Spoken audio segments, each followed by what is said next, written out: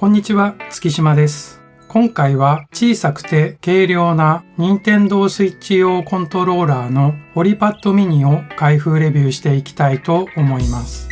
キャラクターが7種類ありますが、私はスーパーマリオのモデルを購入しました。目次です。開封と内容物の確認、本体各部の確認と主な仕様、コントローラーの比較、連射モードの使い方、最後にまとめです。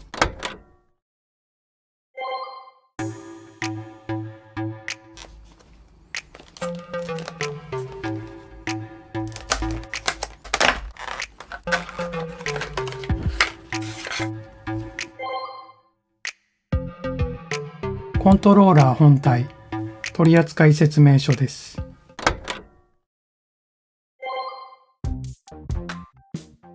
ボタンの配置は任天堂純正のプロコンと同じです。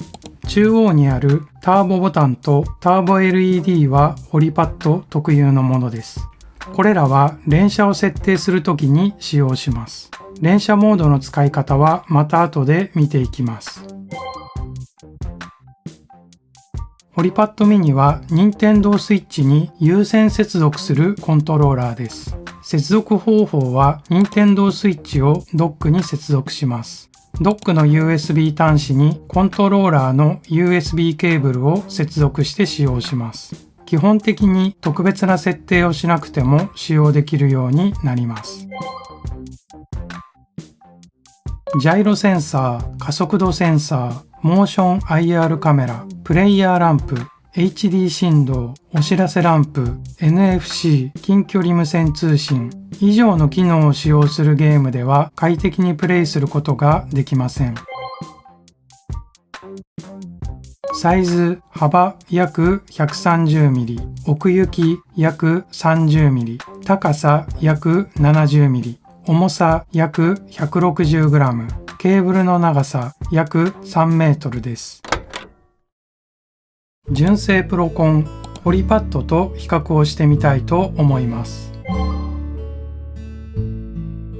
ホリパッドミニとホリパッドでは約 35g 重さに差がありますが、実際持ってみると重さの違いはほとんど感じません。どちらも非常に軽いです。プロコンはバッテリーが入っているためにホリパッドより重く、持ってみるとだいぶ違いを感じます。ホリパッドミニの横幅はホリパッドと比べると約2センチほどの差があります。数字だけ見ると大して違いはないように感じますが、実際に握ってみると大きく違いを感じます。ホリパッドミニはホリパッドのグリップ部分がなくなり、各ボタンが一回り小さくなっているためです。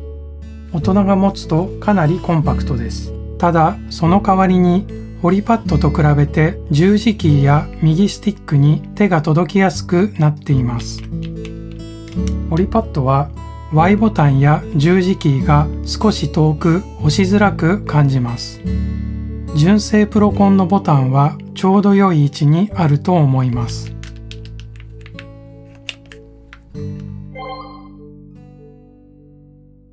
ホリパッドミニの縦の長さは他のコントローラーと比べて約4センチ違いがあります。ほとんどはグリップの大きさの違いです。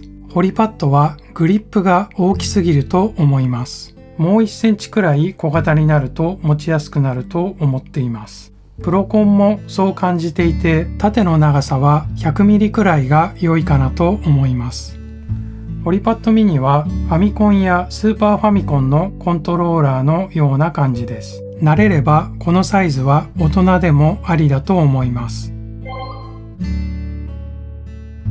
厚みの違いは横から見るとよくわかります。ホリパッドには連射と連射ホールド機能があります。2つの違いは、連射モードだとボタンを押している間に連射されます。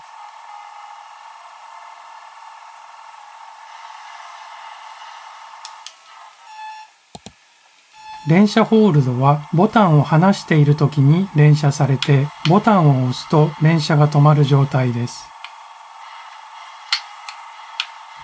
また連射機能は十字ボタン以外の操作ボタンに任意で設定することができます。今回は A ボタンに連射モードを設定していきたいと思います。A ボタンに連射を設定するにはターボボタンを押しながら A ボタンを押します。そうしますとインジケーターが点灯します。これで連射機能が設定されました。A ボタンを押すと連射できます。ボタンを押している間、インジケーターが点滅します。これは連射されていることと点滅の速度で連射の回数を示しています。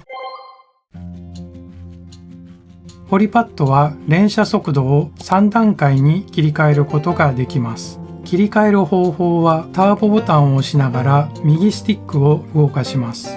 連射を速くしたかったらターボボタンを押しながら上、連射を遅くしたかったらターボボタンを押しながら下に入れます。インジケーターの点滅速度が変わりますので連射速度を判別することができます。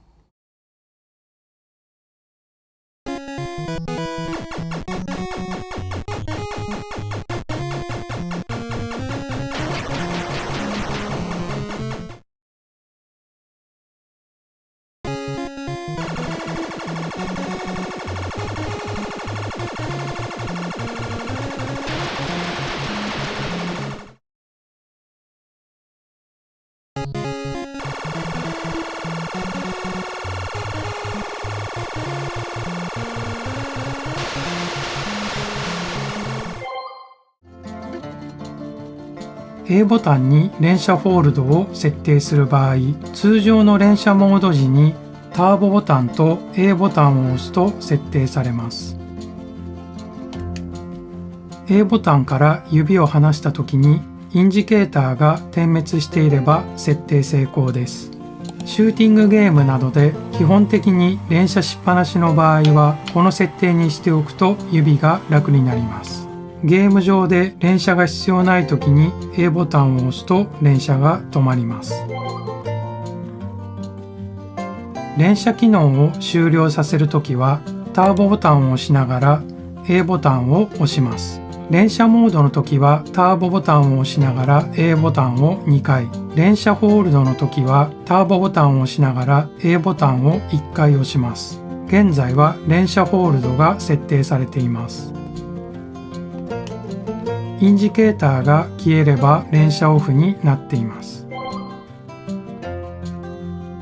どのボタンに連射を設定したのか、また今どのような設定になっているかわからなくなってしまった時などは全ボタン連射オフ、オールキャンセルができます。方法はターボボタンを押しながらマイナスボタンを押します。インジケーターが消えました。連射モードが全部クリアされた状態になります。